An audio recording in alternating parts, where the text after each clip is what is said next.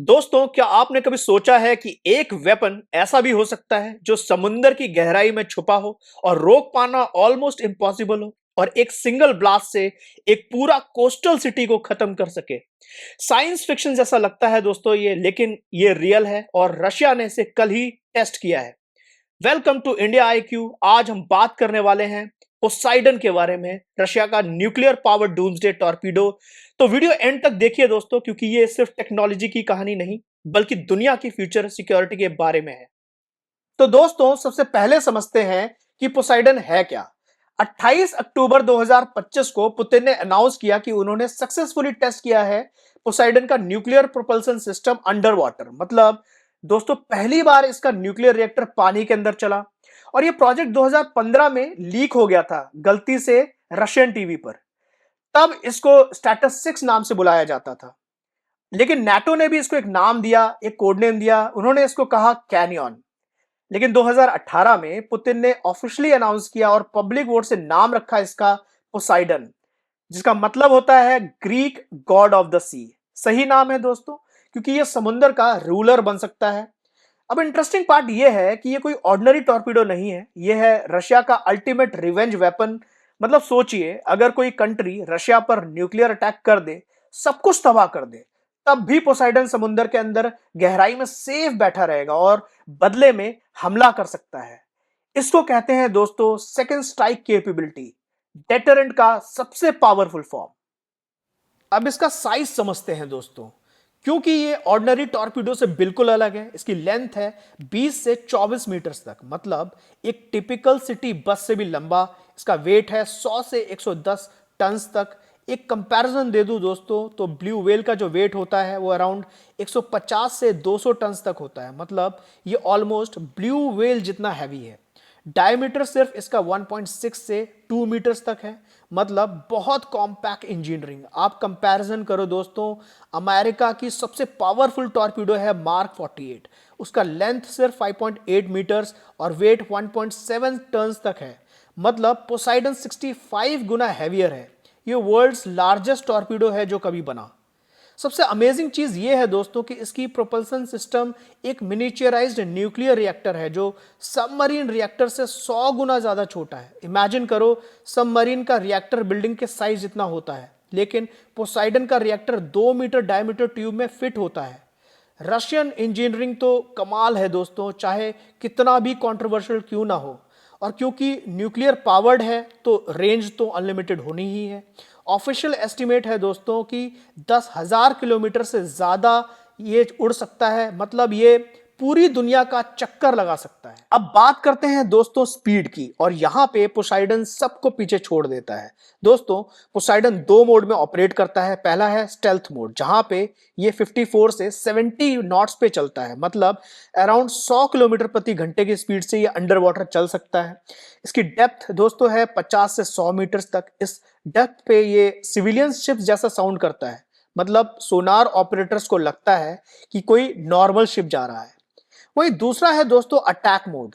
Russian media का claim है 100 plus not से, मतलब 185 किलोमीटर प्रति घंटे से भी ज्यादा तेज ये चल सकता है। आप कंपैरिजन समझो दोस्तों कि मॉडर्न सबमरीन्स की टॉप स्पीड है 35 से 40 नॉट्स। मतलब पोसाइडन डबल स्पीड से ज्यादा ट्रैवल कर सकता है अंडर वाटर। और सबसे खतरनाक पार्ट है डिटेक्शन रेडियस सिर्फ 2 से 3 किलोमीटर तक। मतलब जब तक किसी को पता चलेगा तब तक बहुत लेट हो चुका होगा। स्पेशल पंप जेट डिजाइन है जो नॉइस को मिनिमाइज करता है। ऑपरेटिंग डेप्थ अगर आप देखो तो 1000 मीटर तक जा सकता है, और नॉर्मल टॉर्पीडोज तो सिर्फ 300 से 500 मीटर तक ही जाते हैं। इस डेप्थ पे मोस्ट सोनार सिस्टम इनइफेक्टिव है। शैडो जोन कहते हैं दोस्तों इसको, जहां साउंड वेव्स रीच नहीं कर पाती हैं प्रॉपर्ली। अब बात करते हैं दोस्तों सबसे स्केरी पार्ट की, न्यूक्लियर वॉरहेड। यहां पे एग्जैक्ट नंबर्स क्लासिफाइड हैं, लेकिन पुतिन खुद ने क्लेम किया है कि Poseidon more powerful than Sarmat missile. तो सबसे पहले जा बॉम्बा की बात करते हैं। हिस्ट्री का सबसे पावरफुल बॉम्ब जो कभी टेस्ट हुआ 1961 में सोवियत यूनियन ने टेस्ट किया, 50 मेगाटन। कितना पावरफुल था दोस्तों कि हिरोशिमा से 3800 गुना ज्यादा। मशरूम क्लाउड 60 किलोमीटर हाई गया था दोस्तों, माउंट एवरेस्ट की हाइट से 7 गुना ज्यादा। आप इमेजिन कर सकते हैं। पोसाइडन की वॉरहेड एस्टिमेट है करीब 2 से 100 मेगाटन्स के बीच कहीं। सोर्सेज वेरी करते हैं, लेकिन अगर पुतिन का क्लेम सच है तो ये 20 प्लस मेगाटन्स तो होगा ही। लेकिन दोस्तों ये सिर्फ ब्लास्ट नहीं है, पोसाइडन डिजाइंड है अंडर वाटर न्यूक्लियर एक्सप्लोजन के लिए। मतलब जब ये कोस्ट के पास एक्सप्लोड होगा तो massive under water shock wave आएगा, radio active water waves create होंगे। रशियन क्लेम कहते हैं कि 500 मीटर हाइट तक जाएंगे। Entire coast line radio active contamination से कवर हो जाएगी और डिकेड्स तक अनइनहैबिटेबल रहेगा वो एरिया, जैसे कि शर्नोबिल और फुकुशिमा जैसा हाल हुआ था। रशियन स्टेट टीवी ने 2022 में लिटरली बोला था कि Poseidon can plunge Britain into depths of the sea. ये न्यूक्लियर ब्लैकमेल तो है ही दोस्तों, प्रोपेगेंडा भी, लेकिन थ्रेट तो रियल है। तो पोसाइडन अटैक कैसे करता है, स्टेप बाय स्टेप समझते हैं। पहले लॉन्च, स्पेशल सबमरीन से डिप्लॉय होता है। बेलगोरोड नाम का world's longest submarine under water से क्वाइटली लॉन्च होता है, किसी को पता भी नहीं चलता। फिर नेविगेशन, ग्लोनास रशिया का जीपीएस सिस्टम यूज करता है, प्लस इनर्शियल नेविगेशन, मतलब अगर सिग्नल भी ब्लॉक हो जाए तो भी प्री प्रोग्राम्ड राउट पे ट्रैवल कर सकता है।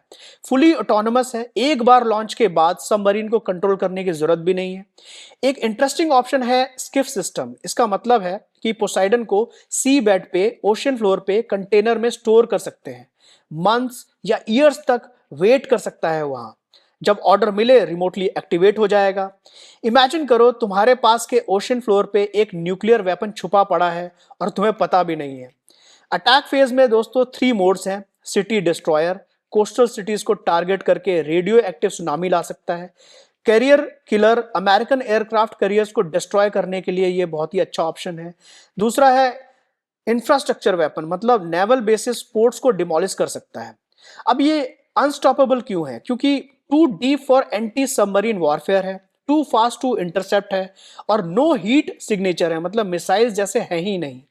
सैटेलाइट से ट्रैक नहीं हो सकता, अंडर वाटर है तो मिसाइल डिफेंस सिस्टम तो कंप्लीटली यूजलेस हैं इसके सामने। तो कल क्या हुआ, अक्टूबर 28, 2025 को रशिया ने टेस्ट किया पोसाइडन का nuclear propulsion under water. Putin ने वाउंडेड सोल्जर्स के साथ हॉस्पिटल में बैठकर चाय पीते हुए अनाउंस किया casually, for the first time we manage to activate the nuclear power unit under water. मतलब प्रीवियस टेस्ट में सिर्फ लॉन्च इंजन टेस्ट हुआ था, but this time nuclear reactor चला है अंडर वाटर। इसकी टेस्ट लोकेशन है दोस्तों आर्कटिक ओशन। एग्जैक्ट लोकेशन इसकी क्लासिफाइड है ऑब्वियसली, लेकिन ड्यूरेशन इसका सेवरल आवर्स तक था, covered hundreds of kilometres under water. Russian military ने कंफर्म किया, दो इंडिपेंडेंट वेरिफिकेशन नहीं है अब तक, लेकिन टाइमिंग देखो दोस्तों, ये एक पैटर्न दिखेगा आपको। अक्टूबर 21 को Burevestnik nuclear powered cruise missile test होता है, अक्टूबर 22 को स्ट्रेटेजिक न्यूक्लियर फोर्सेस ड्रिल होती है, और अक्टूबर 28 को Poseidon under water nuclear propulsion test होता है। ये कोइंसिडेंस नहीं है, ये है deliberate nuclear signalling. Russia clearly message दे रहा है नाटो और यूएस को, देखो हमारे पास तो एडवांस न्यूक्लियर वेपन्स हैं, प्रेशर मत डालो यूक्रेन को लेके। पुतिन ने लिटरली बोला there is nothing like this in the world, और टेक्निकली वो सच बोल रहे हैं। कोई भी कंट्री उनके आसपास नहीं है इस वेपन को लेकर अभी के लिए। तो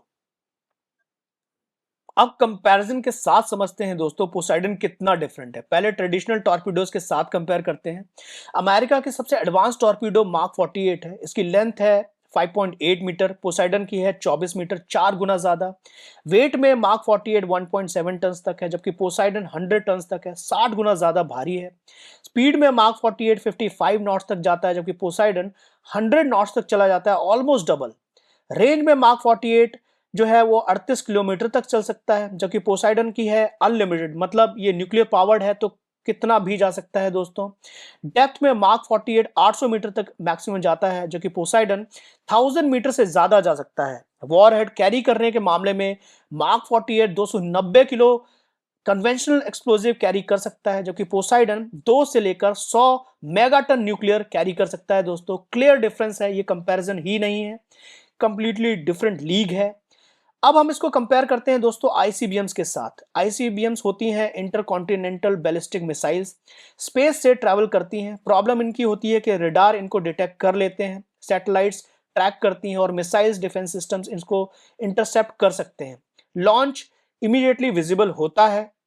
इन केस ऑफ पोसाइडन ये एक अंडर वाटर ट्रैवल करती है, रडार यूजलेस हो जाते हैं, satellites can't track submerged objects, no missile defence system works under water, और लॉन्च कंप्लीटली साइलेंट और इनविजिबल होता है। हाँ, ट्रैवल टाइम थोड़ा स्लो होता है कंपेयर टू आईसीबीएम्स, लेकिन डिटेक्शन इम्पॉसिबल है। अब जब पता चलेगा तब तक तो ये अपना काम करके निकल जाता है। डिटेक्शन चैलेंज में दोस्तों सोनार की रेंज लिमिटेड है डेप्थ पे। करंट टेक्नोलॉजी से रिलायबल काउंटर मेजर एग्जिस्ट नहीं करता अभी तक इस मिसाइल। अब स्पेसिफिक इंडिया के पर्सपेक्टिव से देखते हैं क्यों इंपॉर्टेंट है इंडिया के लिए। पहला, इंडियन ओशन डायनेमिक्स। इंडियन की कोस्ट लाइन 7500 किलोमीटर लंबी है। मेजर इकोनॉमिक हब्स कोस्ट पे हैं, जैसे कि Mumbai financial capital, Chennai industrial hub, Visakhapatnam major naval base, और कोची एक कॉमर्शियल पोर्ट है। अगर पोसाइडन टाइप वेपन डिप्लॉय हो जाए इंडियन ओशन में तो ये सब वल्नरेबल हो जाएगा दोस्तों। दूसरा, चाइना फैक्टर। अगर रशिया के पास है तो चाइना भी डेवलप करेगा, गारंटी है। और चाइना की स्ट्रिंग ऑफ पर्ल स्ट्रैटेजी याद है, पाकिस्तान, श्रीलंका, म्यांमार, बांग्लादेश में naval presence. Under water weapons भी इसका हिस्सा बन सकते हैं। प्लस इंडिया के एयरक्राफ्ट कैरियर्स अगर हम देखें, आईएनएस विक्रमादित्य और आईएनएस विक्रांत, ये भी पोटेंशियल टारगेट बन सकते हैं कैरियर किलर वेरिएंट से। और तीसरा, इंडिया को अपग्रेड चाहिए। डीप सी सोनार रेस अभी सिर्फ 500 से 600 मीटर तक ही डेप्थ पर इफेक्टिव हैं। Satellite integrated under water surveillance, anti submarine warfare systems जो 1000 मीटर से डेप्थ पे काम करें, और under water drone detection systems, ऐसे अपग्रेड्स इंडिया को चाहिए। चौथा, न्यूक्लियर सबमरीन प्रोग्राम। इंडिया का अरिहंत क्लास सबमरीन प्रोग्राम बहुत इंपॉर्टेंट हो गया है। अंडर वाटर डेटरेंस इसेंशियल है। इंडिया को भी सिमिलर कैपेबिलिटी डेवलप करनी पड़ेगी। Not exactly Poseidon but under water nuclear delivery systems तो होने ही चाहिए। इंडियन नेवी को मॉडर्नाइज करना होगा स्पेसिफिकली अंडर वाटर थ्रेट के लिए दोस्तों। अब बात करते हैं दोस्तों एक इंपॉर्टेंट एस्पेक्ट की, एनवायरमेंटल और एथिकल कंसर्न्स। सबसे पहली चिंता है कि न्यूक्लियर रिएक्टर अंडर वाटर चल रहा है। दोस्तों, एक्सीडेंट्स हो सकते हैं। अगर 1000 मीटर डेप्थ पे रिएक्टर लीक हो जाए तो कंटेनमेंट ऑलमोस्ट इम्पॉसिबल है, और लैंड पे या सरफेस पे तो कुछ कंट्रोल कर भी सकते हैं, लेकिन ओशियन डेप्थ में कैसे रोकोगे रेडियो एक्टिव कंटेमिनेशन को। आर्कटिक रीजन स्पेसिफिकली वल्नरेबल है, फ्रजाइल इकोसिस्टम है वहां पर, polar bears, seals, unique fish species. एक न्यूक्लियर एक्सीडेंट से एंटायर इकोसिस्टम कोलैप्स हो सकता है। दूसरा कंसर्न है रेडियो एक्टिव सुनामी सिनेरियो। अब टेक्निकली ये ट्रू सुनामी तो नहीं है, नेचुरल सुनामीज फॉल्ट लाइन से जनरेट होते हैं, but under water nuclear blast, massive amount of radio active water waves create होंगी जो कोस्ट लाइन को कंटेमिनेट करेंगी। कंपैरिजन करो दोस्तों, फुकुशिमा डिजास्टर याद है 2011 में, उसने अराउंड 10,000 स्क्वायर किलोमीटर्स को कंटेमिनेट किया। और एक्सपर्ट्स का मानना है कि अगर पोसाइडन होता है उसका ब्लास्ट तो 1 लाख से ज्यादा स्क्वायर किलोमीटर्स का नुकसान हो सकता है, यानी 10 गुना ज्यादा डैमेज। तीसरा दोस्तों है long term ecological damage. Ocean currents radiation को ग्लोबली स्प्रेड कर देंगे, फिश स्टॉक्स कंटेमिनेटेड होंगी, और वो फिश फूड जो चेन होगी वो मतलब ह्यूमंस में भी एक तरीके से रेडिएशन आएगा जब हम उसको कंज्यूम करेंगे। कोस्टल सिटीज को इवैक्यूएट करने पड़ेंगे, जैसे शर्नोबिल और फुकुशिमा जैसे एक्सक्लूसिव जोन में हुआ था, बट मच लार्जर स्केल पे होगा दोस्तों ये। और सबसे बड़ा फिलोसॉफिकल क्वेश्चन ये है कि क्या ह्यूमैनिटी ऐसे वेपन बना रही है जो कंट्रोल से बाहर हो सकते हैं। न्यूक्लियर वॉर में कोई विनर नहीं होता, सब लूज करते हैं। पोसाइडन एक डूम्सडे वेपन है लिटरली, इसको यूज करने का मतलब है म्यूचुअल डिस्ट्रक्शन। तो दोस्तों, समरी में समझते हैं कि पोसाइडन गेम चेंजर क्यों है। देखिए, ये अनस्टॉपेबल है, लिटरली अनलिमिटेड रेंज है, मैसिव डिस्ट्रक्शन पोटेंशियल है, इनविजिबल थ्रेट है, और स्ट्रैटेजिक डेटरेंट है। ग्लोबल इंपैक्ट क्या होगा, न्यूक्लियर डेटरेंस का नेचर चेंज हो गया है, कोस्टल सिटीज पहले से ज्यादा वल्नरेबल हो गई हैं, न्यू आर्म्स रेस इनएविटेबल है, नेवल वॉरफेयर फॉरएवर चेंज हो गया है दोस्तों, और under water becomes next battle front. कुछ बड़े क्वेश्चंस हैं दोस्तों, जैसे कि क्या एस्केलेशन वर्ल्ड को सेफ बना रहा है। जैसे ट्रेडिशनल लॉजिक हुआ करता था कि मोर वेपन्स मतलब मोर डेटरेंस मतलब मोर पीस, बट क्या सच में, या हम सिर्फ डिस्ट्रक्शन के ज्यादा तरीके बना रहे हैं। क्या टेक्नोलॉजी कंट्रोल में है, अगर ये रॉन्ग हैंड्स में चला जाता है, जैसे कि कोई टेररिस्ट ऑर्गेनाइजेशन में, तब क्या होगा? इंटरनेशनल बैन पॉसिबल हो सकता है, इस पर भी एक बड़ा सवाल है, जैसे बायोलॉजिकल वेपन बैन है।